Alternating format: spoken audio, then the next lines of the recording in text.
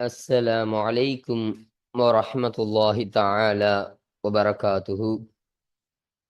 بسم الله الرحمن الرحيم. رياض الصالحين பாடம் 110. இந்த ரியாது சாலிஹீன் கிதாபினுடைய 110ஆம் நாள் பாடத்தில் நாம் அமர்ந்திருக்கின்றோம். இன்றைய பாடத்தில் புதிய காரியங்களை விட்டும் தடுப்பது என்ற தலைப்பின் கீழ் அமையக்கூடிய ஹதீசுகளை பற்றி நாம் பேச இருக்கின்றோம். அப்போ இந்த தலைப்பானது இந்த புதிய பாடத்தில் உள்ள ஒரு தலைப்பாக இது இருக்கின்றது. அப்போ இந்த புதிய காரியங்களை விட்டும் தடுப்பது என்பது ஒரு புதிய பாடம், புதிய பாடத்தின் ஒரு துவக்கமாக இது நமக்கு அமைகின்றது. அல்ஹம்துலில்லாஹ். நம்முடைய ஜாமியா ரகீப் எஜுகேஷனல் ட்ரஸ்டின் மூலமாக பல தீன் சம்பந்தப்பட்ட சேவைகளையும் பல துன்யா சம்பந்தப்பட்ட சேவைகளையும் நாம் செய்து கொண்டிருக்கின்றோம். இந்த சேவைகள் எவ்வித தொய்வின்றி தொடர்ந்து நடைபெறுவதற்காக நீங்கள் துஆ செய்யுங்கள், இன்னும் ஆதரவு தாருங்கள். நன்மையில் ஒன்று சேருவோம், முந்திக் கொள்வோம். உங்களுடைய நன்கொடைகளை எங்களுக்கு நீங்கள் வழங்க விரும்பினால் எங்களுடைய பேங்க் அக்கவுண்ட் டீட்டெயில்ஸ், வங்கி முகவரிகள் இங்கு கொடுக்கப்பட்டு இருக்கின்றது. இது அல்லாமல் இங்கு கியூஆர் ஸ்கேனும் கொடுக்கப்பட்டிருக்கின்றது. இதன் மூலமாக நீங்கள் ஸ்கேன் செய்தும் உங்களுடைய நன்கொடைகளை எங்களுக்கு நீங்கள் தாராளமாக வழங்கலாம். அல்லாஹு தஆலா உங்கள் வாழ்நாளை மென்மேலும் பரக்கத்தானதாக ஆக்கி வைப்பானாக. ஆமீன் ஆமீன் யா ரப்பல் ஆலமீன். இப்பொழுது இந்த ரியாது சாலிஹீனுடைய 110ஆம் நாள் பாடத்துல ஒரு புதிய பாடத்தினுடைய துவக்கத்தை நம்ம பார்க்க போறோம். அந்த பாடம் என்பது பாபுன் நஹி அனில் பிதஇ வ முஹதஸாத்தில் உமூர் என்று சொல்லப்படக்கூடிய பாடமாக இருக்கு. இதற்கான அர்த்தத்தை முதலாவதாக நம்ம பார்ப்போம். புதிய செயல்களை விட்டும் இன்னும் காரியங்களில் புதிதாக வரக்கூடிய விஷயங்களை விட்டும் தடுப்பது குறித்தான பாடமாக அமைகின்றது. இப்போ இதன் காரணமாக நம்ம இதற்கு தமிழ் தலைப்பை புதிய காரியங்களை விட்டும் தடுப்பது என்று சுருக்கமாக நாம் அமைத்திருக்கின்றோம். அல்ஹம்துலில்லாஹ். அப்போ இந்த பாடத்துல சொல்லப்படக்கூடிய விஷயம் என்னன்னு சொன்னா, அல்லாஹு தஆலாவும் அவனுடைய ரசூல் ஸல்லல்லாஹு அலைஹி வஸல்லம் அன்னவர்களும் எது ஹக்கான பாதை, எது உண்மையான பாதை, எது உண்மையான வழி, எந்த பாதையில் சென்றால் சுவனத்தை அடையக்கூடியதாக இருக்கும், எந்த பாதையில் சென்றால் அல்லாஹுவனுடைய அந்த லிகாவை, அல்லாஹுவை சந்திப்பதற்கு தகுதியானதாக இருக்கும் என்ற அந்த பாடத்தை எல்லாம் நமக்கு முழுமையாக அல்லாஹும் அவருடைய ரசூலும் நமக்கு கற்று தந்து விட்டார்கள்.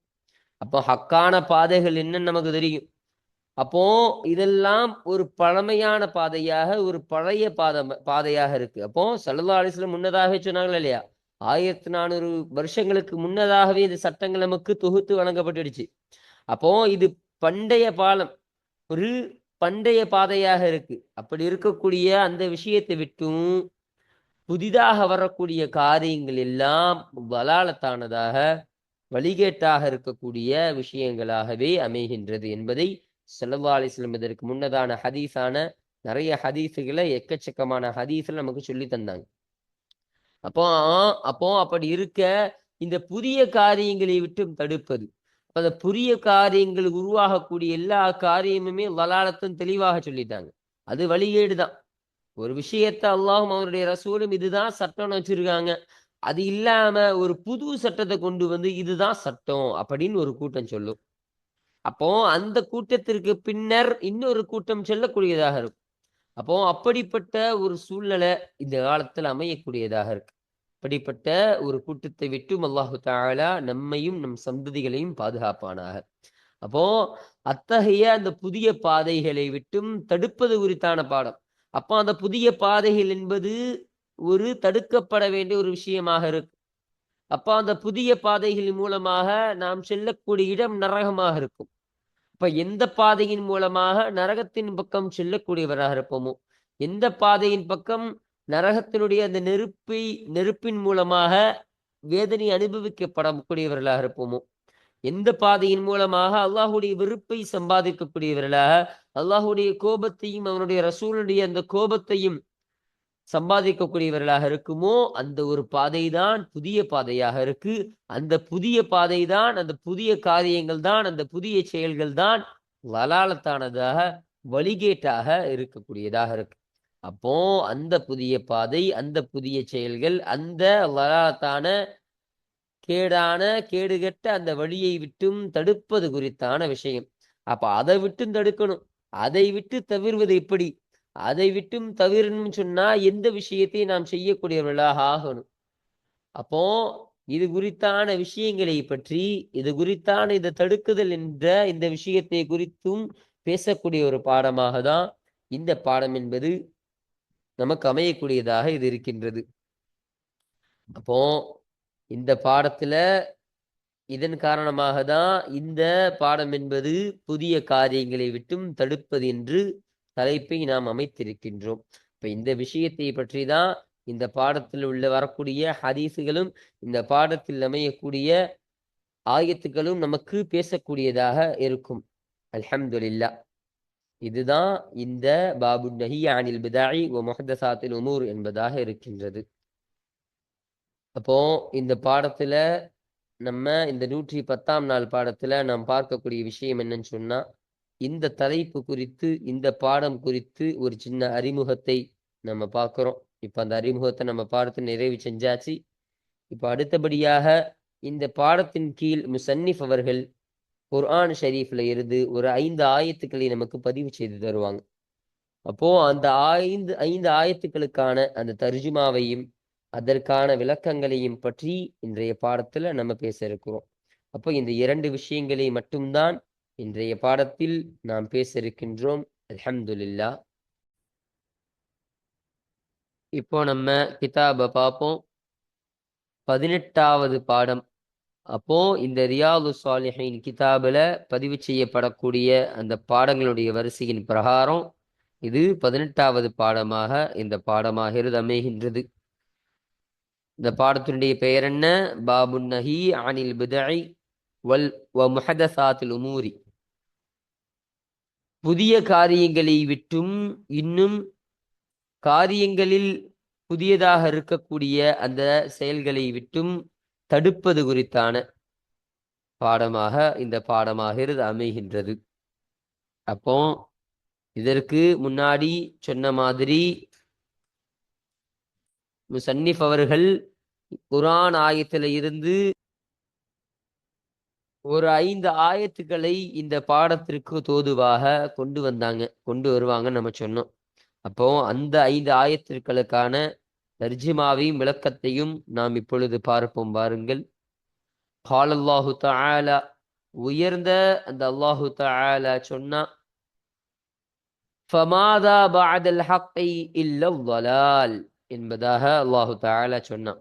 அப்போ இதற்கான தர்ஜிமா என்னன்னா, அந்த சத்தியத்திற்கு பின்னால் வழிகேட்டை தவிர வேறு என்ன உள்ளது என்று சொல்லக்கூடிய ஒரு ஆயத்து. அப்போ சத்தியத்திற்கு பின்னாடி வழிகேடுல என்ன இருக்குது? வழிகேட்டை தவிர வேறு என்ன உள்ளது? அப்போ ஒரு ஒரு விஷயம் என்பது உண்மையானதாக இருக்குன்னு சொன்னா அந்த விஷயம் உண்மையானதாக தான் இருக்கும். அதை தவிர வேறு இருக்குதுன்னு சொன்னா அது வழிகேடா தான் இருக்கும்.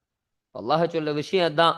உண்மை எது என்பதை நான் என் மூலமாகவும் ரசூலுல்லாஹி ஸல்லல்லாஹு அலைஹி வஸல்லம் அவர்கள் மூலமாகவும் எல்லாம் உண்மையான பாதை என்று சொன்னால் என்ன, உண்மையான பாதையில் உண்மையான காரியங்கள் என்று சொன்னால் என்ன என்பதை நான் முழுமையா விளக்கிட்டேன். அப்படி அந்த காரியம் இல்லாத ஒரு காரியமாக இருக்குதுன்னு சொன்னா அது லலாலத்தாக, அது வழிகேடாக தான் இருக்கு. வழிகேட்டான பாதையாக தான் இது இருக்கும். அதன் காரணமாக நீங்கள் நேரான வழியில செல்லுங்க. நீங்க நான் காட்டி தந்த அந்த உண்மையான பாதையில், அந்த நான் காட்டி தந்த நிரந்தரமான பாதையில் நீங்க செல்லுங்க. புதிதாக உருவாகக்கூடிய விஷயத்தை நீங்கள் பற்றி பிடித்து கொண்டால் அது வழிகேட்டாக தான் அது இருக்கும். அப்போ அந்த காரியத்தை நீங்க விட்டுடுங்க. ஹக்கான விஷயத்தை, புதியதான விஷயத்தை நீங்க விட்டுட்டு உண்மையான விஷயத்தை நீங்கள் செய்யக்கூடியவர்களாக நீங்கள் ஆகுங்கள் என்பதை அல்லாஹு தஆலா இந்த ஒரு ஆயத்தின் மூலமாக உணர்த்தி தரக்கூடியவனாக இருக்கிறான். அப்போ இந்த ஆயத்தானது இந்த முசன்னிஃப் அவர்கள் கொண்டு வந்த முதலாவது ஆயத்தாக இந்த ஆயத்தானது அமையக்கூடியதாக இது இருக்கின்றது. யூனுஸ், சூரத்துல் யூனுஸ்ல இந்த ஆயத்தானது பதிவு செய்யப்படுகின்றது என்பதை சொல்றாங்க. 32வது ஆயத்தாக சூரத்துல் யூனுஸ்ல இந்த ஆயத்தானது பதிவு செய்யப்படுகின்றது என்ற ஒரு விஷயத்தை இங்க நமக்கு சொல்லி தராங்க. இப்போ முசன்னிஃப் அவர்கள் சொல்லக்கூடிய, பதிவு செய்யப்படக்கூடிய இரண்டாவது ஹதீஸ நம்ம சொல்றோம் பாருங்க. வகால தஆலா, இன்னும் உயர்ந்த அல்லாஹு தஆலா சொன்னா, மா ஃபர்ரத்னா ஃபில் கிதாபி மின் ஷைஇன் என்பதாக அல்லாஹு தஆலா சொல்லக்கூடிய ஒரு ஆயத்து. இந்த ஆயத்துல அல்லாஹு தஆலா என்ன சொல்ல வரானா, எந்த ஒரு விஷயத்திலிருந்தும் அந்த பதிவேட்டில் நாம் பதிவு செய்யாமல் இருப்பதில்லை. அப்போ நீங்க செய்யக்கூடிய ஒவ்வொரு விஷயத்தையும் பதிவேடு பதிவேடு செய்யுமா இல்லையா? நம்மலாம் அந்த பதிவேட்டுல அல்லாஹு தஆலா பதிவு செய்யாமல் இருப்பதே கிடையாது. அது அல்லாஹு தஆலா அதை நாம் தவறி விடுவது கிடையாது என்பதை அல்லாஹு தஆலா சொல்றான். அப்போ நீங்க செய்யக்கூடிய ஒவ்வொரு காரியத்தையும் நான் பார்த்துக்கிட்டே இருக்கிறேன். நான் சொன்ன அந்த ஹக்கான விஷயத்துல இருந்து, அந்த உண்மையான காரியங்கள்ல இருந்து நீங்கள் எதையெல்லாம் நீங்கள் நம்பிக்கை கொண்டு நீங்கள் முழுமையாக அதை செய்பவர்களாக அதை செய்து வருகிறீர்களோ அந்த விஷயத்தையே நான் எழுதி வைக்கிறேன். எழுதி வைக்கிறது மட்டும் கிடையாது, அதற்கான கூலிகளை உங்களுக்கு நான் தரேன். அதற்கு என்ன கூலியோ, அதற்கு என்ன பரிசோ, அந்த பரிசை அந்த கூலியை உங்களுக்கு நான் தரக்கூடியவனாக இருக்கிறேன். அது மட்டும் கிடையாது, நீங்கள் செய்யக்கூடிய அந்த பாவமான காரியம், நான் தடுத்த விஷயம் எது, நான் தவிர்ந்து கொள்ள கொள்ள நான் தவிர்ந்து கொள்ள சொல்ல அந்த விஷயங்கள் எது, அந்த விஷயத்தெல்லாம் விட்டு நீங்கள் தவறுறீங்க இல்லையா? நீங்கள் அந்த விஷயத்தெல்லாம் செய்யக்கூடியவர்களாக நீங்க ஆகினாலும் அதையும் நான் பார்க்கக்கூடியவனாக இருக்கிறேன். அதையும் நான் பதிவு செய்யக்கூடியவனாக இருக்கிறேன். இன்னும் நீங்க இந்த உலகத்துல எதெல்லாம் புது புது விஷயமாக நீங்க உருவாக்கி கொண்டு இருக்கிறீங்களோ, அப்போ நீங்க உருவாக்கக்கூடிய அந்த புதிய புதிய காரியங்களானது அது லலாலத்தாக இருக்கிற முன்னாடி ஆயத்தில் அல்லாஹ் சொல்லிட்டான். இப்போ அந்த புதிய புதிய காரியங்களான அந்த வழிகேட்டான விஷயத்தை நீங்கள் செய்யக்கூடியவர்களாக இருந்தாலும் அதையும் நான் பதிவு செய்து வைக்கக்கூடியவனாக நான் இருக்கிறேன். அப்ப அந்த விஷயத்தையும் நான் பதிவு செய்து அதற்கான தண்டனையும் அதற்கான வேதனையும் உங்களுக்கு நான் கொடுக்கக்கூடியவனாக இருக்கிறேன். அதனால நீங்க கவனமாக அல்லாஹ் சொல்லி தந்த, ரசூல் சொல்லி தந்த அந்த ஹக்கான பாதை, அந்த உண்மையான பாதையை மட்டும் நீங்கள் பற்றி பிடியுங்கள் என்பதை அல்லாஹு தஆலா இந்த ஒரு ஆயத்தின் மூலமாக நமக்கு சொல்ல வருகிறான். அப்போ இது முசன்னிஃப் அவர்கள் சொன்ன, பதிவு செய்த இரண்டாவது ஆயத்தாக இந்த ஆயத்தானது அமைகின்றது. அல் அன்ஆம், சூரத்துல் அன்ஆம்ல இந்த ஆயத்து அமையக்கூடியதாக இருக்குன்னு சொல்றாங்க. 38வது ஆயத்தாக இது அமையுது அப்படின்னு சொல்றாங்க. இன்னும் சொல்றாங்க பாருங்க, முசன்னிஃப் அவர்கள் சொல்லக்கூடிய மூன்றாவது ஆயத்தை நம்ம பார்ப்போம். வகால தஆலா, இன்னும் உயர்ந்த அல்லாஹு தஆலா சொன்னா, فَإِن تَنَازَعْتُمْ فِي شَيْءٍ فَرُدُّوهُ إِلَى اللَّهِ وَالرَّسُولِ என்பதாக சொல்லக்கூடிய ஒரு ஆயத். இந்த ஆயத்துடைய தர்ஜுமா என்னன்னா, فَإِن تَنَازَعْتُمْ فِي شَيْءٍ, ஒரு விஷயத்தில் நீங்கள் கருத்து வேறுபாடு கொண்டால், ஃபருத்தூஹு, அதனை நீங்கள் திருப்பி கொண்டு வாருங்கள், இலல்லாஹி, அல்லாஹ்வின் பக்கமும், வர்ரசூலி, இன்னும் அந்த ரசூலின் பக்கமும் நீங்கள் அதை திருப்பி கொண்டு வாருங்கள் என்று அல்லாஹ் சொல்லக்கூடிய ஒரு ஆயத். அப்போ இந்த ஆயத்தானது அல்லாஹு தஆலா முஃமின்களுக்கு சொல்லக்கூடிய ஒரு ஆயத்தாக இருக்கு.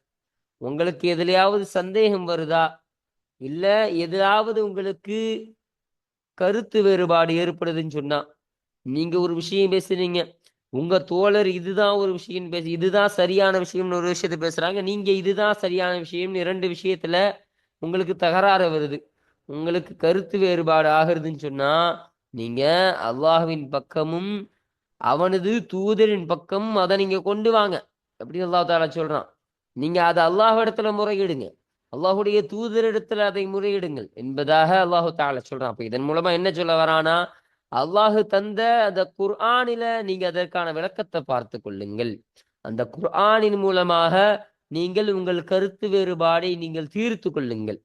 அப்போ ரசூலின் பக்கம் நீங்க கொண்டு வாங்க நல்லா சொன்னானே. அப்போ அந்த ரசூலின் பக்கம் ஸல்லல்லாஹு அலைஹி வஸல்லம் அவர்கள் சொல்லக்கூடிய அந்த ஹதீஸுகளை பற்றி அல்லாஹு தஆலா சொல்றான். அப்போ அந்த அந்த ஹதீஸுகளின் பக்கம் நீங்கள் கொண்டு வந்து உங்கள் கருத்து வேறுபாடினை நீங்கள் தீர்த்து கொள்ளுங்கள். அப்போ குர்ஆனின் மூலமாகவோ அல்லது ஹதீஸின் மூலமாகவோ நீங்கள் முழுமையான ஒரு தீர்வை நீங்கள் பெற்றுக்கொள்ளலாம். உங்கள் கருத்து வேறுபாடின்றி நீங்கள் முழுமையான விஷயத்தை நீங்கள் பெற்றுக்கொள்ளலாம் என்பதை அல்லாஹு தஆலா இதன் மூலமா சொல்றான். அப்போ இப்படி மேலோட்டமாக பார்க்கும் பொழுது இந்த கருத்து தான் நமக்கு விளங்குது. ஆனா இந்த தலைப்பிற்கு கீழே இந்த ஹதீஸை கொண்டு வர்றதுக்கு காரணம் என்னன்னா, இந்த ஆயத்தின் மூலமா அல்லாஹ் இன்னொரு விஷயத்தை உணர்த்தி காட்டுறான். அப்போ உண்மையான காரியம் என்ன என்பத குர்ஆன்லயும் சொல்லப்பட்டிருக்கு, ஹதீஸிலையும் சொல்லப்பட்டிருக்கு. அல்லாஹும் சொல்லியிருக்கான், அவனுடைய ரசூலும் சொல்லியிருக்கிறான். அப்படி அவர்கள் சொன்ன அந்த காரியத்தை நீங்கள் பிடித்து அதை நீங்கள் உறுதிப்படுத்திக் கொள்ளுங்கள். இப்ப அந்த காரியமானதான் சக்தியானது, சத்தியமிக்க ஒரு காரியமாக அந்த காரியம்தான் இருக்கின்றது. இப்ப அதை விட்டுட்டு நீங்கள் புதியதான ஒரு காரியத்தின் பக்கம் நீங்க போகாதீங்க. இப்ப புதியதான காரியத்துல நீங்க போறீங்கன்னு சொன்னா அதுதான் வழிகேடாக இருக்கக்கூடிய வழிகேடான ஒரு காரியமாக அது அமையக்கூடியதாக இருக்கு.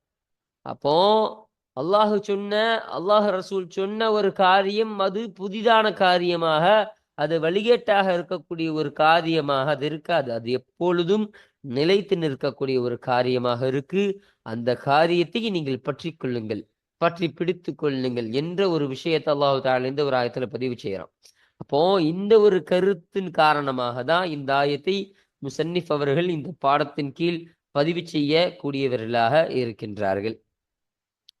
அந்நிசா சூரத்து நிசால இந்த ஆயத்து பதிவு செய்யப்படுது என்பதை இங்க தெளிவுபடுத்துறாங்க.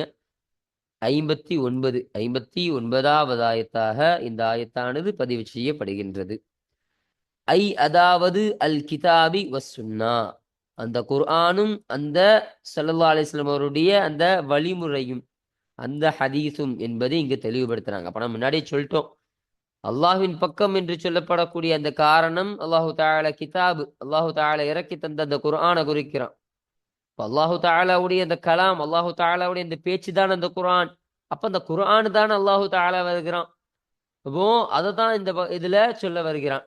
சுன்னா, இன்னும் நபி ஸல்லல்லாஹு அலைஹி வஸல்லம் அவர்களுடைய நடைமுறை, அதை தான் இந்த ரசூல் என்பதை கொண்டு அல்லாஹு தஆலா சொல்ல வருகிறான் என்ற ஒரு விளக்கத்தையும் இங்கு நமக்கு விளக்கி தருகிறார்கள். அப்போ முசன்னிஃப் அவர்கள் சொன்ன இந்த 3வது ஆயத்தையும் நம்ம பார்த்தாச்சு. இப்ப அடுத்தபடியாக முசன்னிஃப் அவர்கள் பதிவு செய்யக்கூடிய 4வது ஆயத்தை நம்ம பார்ப்போம் வாங்க. வகால தஆலா, இன்னும் உயர்ந்த அல்லாஹு தஆலா சொன்னா, وَأَنَّ هَذَا صِرَاطِي مُسْتَقِيمًا فَاتَّبِعُوهُ وَلَا تَتَّبِعُوا السُّبُلَ فَتَفَرَّقَ بِكُمْ عَنْ سَبِيلِهِ என்பதாக கூறக்கூடிய ஒரு ஆயத்தாக இந்த ஆயத்து இருக்கின்றது. இப்ப இந்த ஒரு ஆயத்துல அல்லாஹ் என்ன சொல்ல வருகிறான் என்று சொன்னால், وَأَنَّ هَذَا, நிச்சயமாக இதுவாகிறது, சிராத்தி முஸ்தகீமன், என்னுடைய நேரான பாதையாக இருக்கின்றது. ஃபத்தபிஉஹு, எனவே அதனை நீங்கள் பின்பற்றுங்கள். வலா தத்தபிஉ சுபுல, இன்னும் மற்ற வழிகளை நீங்கள் பின்பற்றாதீர்கள். ஏனென்றால் ஃபதஃபர்ரக பிக்கும், உங்களை கொண்டு அந்த மற்ற வழிகள் பிரித்துவிடும்.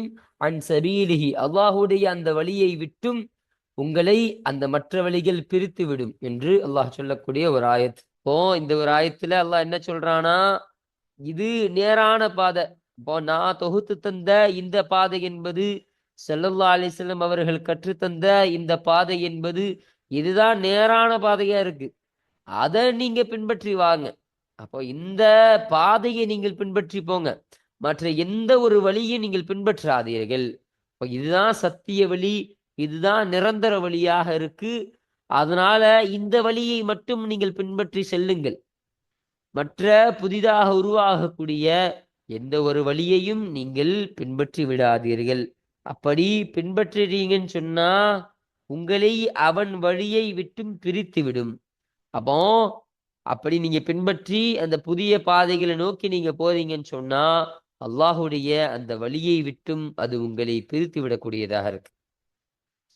அல்லாஹுடைய வழியை விட்டும்னா அல்லாஹுடைய சத்திய பாதையிலிருந்து உங்களை பிரித்து விடக்கூடியதாக இருக்கு. அது மட்டும் கிடையாது, அல்லாஹு விட்டே உங்களை பிரித்து விடக்கூடியதாக இருக்கும். அப்போ அந்த பாதையை நோக்கி, அந்த புதிய காரியங்களை நோக்கி நீங்கள் செல்லக்கூடியவர்களாக இருந்தீங்கன்னு சொன்னா இந்த காரியத்தை நீங்கள் மறந்து விடுவீர்கள். அல்லாஹ் சொன்ன அந்த சத்திய பாதையை நீங்க மறந்து விடுவீங்க.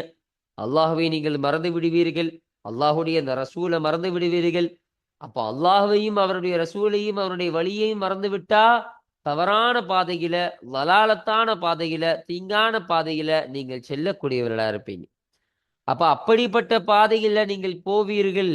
அப்ப அல்லாஹுடைய அந்த வழியை விட்டும் நீங்கள் துண்டிக்கப்பட்டு விடுவீர்கள் என்று ஒரு விஷயத்தை அல்லாஹு தஆலா சொல்லி, அதனால நீங்கள் ஹக்கான பாதைகளை மட்டும் நீங்கள் பின்பற்றுங்க, மற்ற எந்த பாதையிலும் நீங்கள் போகாதீர்கள் என்ற ஒரு விஷயத்தையும் அல்லாஹு தஆலா இந்த ஒரு ஆயத்தின் மூலமாக நமக்கு பதிவு செய்து தரக்கூடியவனாக இருக்கிறான்.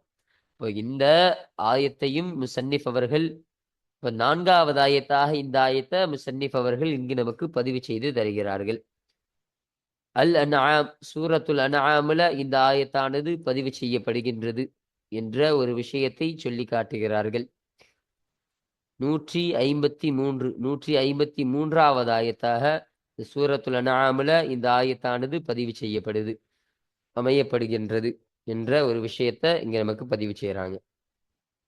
இப்போ முசன்னிஃப் அவர்கள் சொல்லக்கூடிய இறுதியான ஆயத்தாக 5வது ஆயத்தை நம்ம பார்ப்போம் வாங்க. வகால தஆலா, இன்னும் உயர்ந்த அல்லாஹு தஆலா சொன்னா, குல் இன் குன்தும் துஹிப்பூனல்லாஹ ஃபத்தபிஊனி யுஹிப்புக்குமுல்லாஹு வயக்ஃபிர் லக்கும் ذுனூபக்கும் என்று சொல்லக்கூடிய ஒரு ஆயத்து.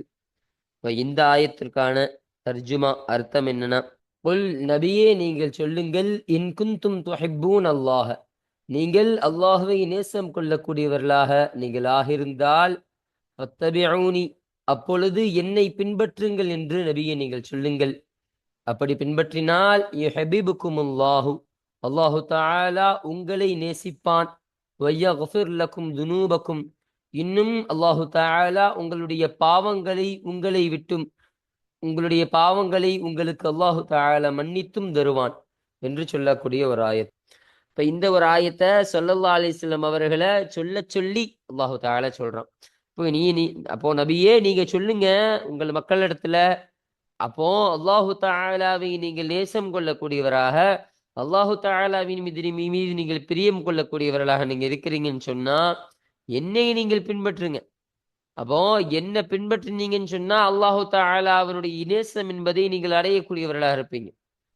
அல்லாஹு தஆலா உங்களை நேசம் கொள்ளுவான் என்ன பின்பற்றின் மூலமாக. அது மட்டும் கிடையாது, உங்களுடைய பாவங்களை அல்லாஹு தஆலா மன்னிக்கக்கூடியவனாக இருக்கிறான். இன்னும் உங்களுடைய பாவங்கள் முழுவதையும் அல்லாஹு தஆலா மன்னித்து உங்களுக்கு அல்லாஹு தஆலா நன்மையை வழங்கக்கூடியவனாக இருக்கிறான். அப்போ அல்லாஹு தஆலாவை நீங்க நேசிக்கக்கூடியவனா இருந்தீங்கன்னா என்ன நீங்க பின்பற்றி வாங்க. நான் சொன்ன விஷயம் எல்லாமே ஹக்காக இருக்கு. அப்போ நான் சொன்ன விஷயம் எல்லாம் அல்லாஹ்வுடைய புறத்தில் இருந்து தான் நான் சொல்லக்கூடியவனா இருக்கிறேன். என்னுடைய சுய இச்சையின் காரணமாக நான் சொல்லக்கூடியவனாக இல்லை என்பதை ஸல்லல்லாஹு அலைஹி வஸல்லம் அவங்க தெளிவுபடுத்துறாங்க. அப்போ அல்லாஹு தஆலா சொன்ன காரியத்தை தான் நான் செய்யக்கூடியவனாக இருக்கிறேன், நான் பின்பற்றக்கூடியவனாக இருக்கிறேன். அப்போ என்னுடைய காரியத்தை நீங்க பின்பற்றி வாருங்கள், என்னை நீங்கள் பின்தொடருங்கள். என்னை நீங்கள் பின்தொடர்வதன் மூலமாக அல்லாஹு தஆலாவுடைய அந்த ஹுப், அந்த விருப்பம், அந்த காதல் என்பதை நீங்கள் அடையக்கூடியவர்களா இருப்பீங்க. அல்லாஹு தஆலா உடைய அந்த நேசத்தை நீங்க பெறுவீங்க. அல்லாஹு தஆலாவை நீங்க மட்டும் நேசிக்க மாட்டீங்க, அல்லாஹு தஆலா உங்களை நேசிக்கக்கூடியவனாகவும் அல்லாஹு தஆலா ஆகுவான். இன்னும் அல்லாஹு தஆலா உங்களுடைய பாவங்களை, உங்களுடைய பிழைகளை பொறுத்தருள்வக்கூடியவனாகவும் அல்லாஹு தஆலா இருக்கின்றான் என்ற ஒரு விஷயத்தை அல்லாஹு தஆலா இந்த ஒரு ஆயத்தின் மூலமாக ஸல்லல்லாஹு அலைஹி வஸல்லம் அவர்களுக்கு சொல்லி தந்து, இந்த ஆயத்தை நீங்கள் மக்களுக்கு சொல்லுங்கள் என்று அல்லாஹு தஆலா இறக்கி தந்த ஒரு ஆயத்தாக இந்த ஆயத்தானது அமைகின்றது. இப்போ இந்த ஒரு ஆயத்தின் மூலமா இதான் விளங்குது நமக்கு.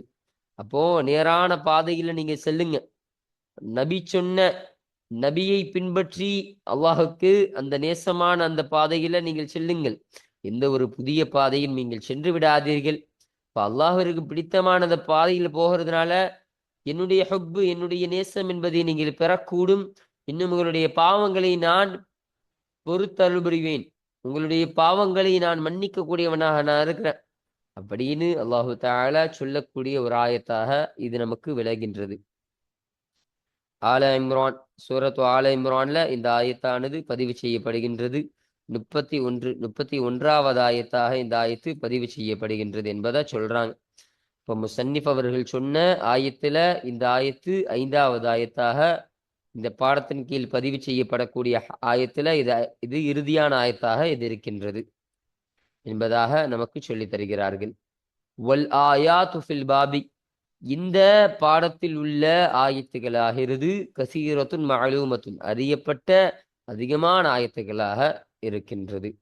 அப்போ இந்த பாடத்திற்கு கீழே இந்த பாபு நஹி அனில் பிதஇ வ முஹதஸாத்துல் உமூர், இந்த புதிய செயல்களை புதிய காரியங்களை விட்டும் தடுக்குதல் என்ற இந்த பாடம் இருக்குதா இல்லையா?